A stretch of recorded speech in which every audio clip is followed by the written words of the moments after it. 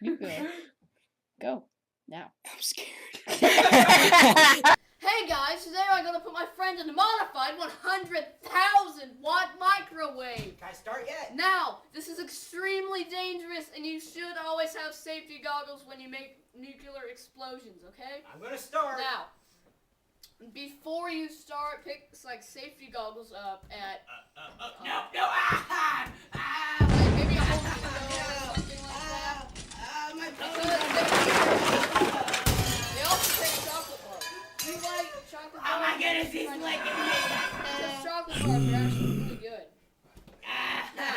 No. You You chocolate don't even know bars, it. you get all hyped up, and then bad ideas come in your head.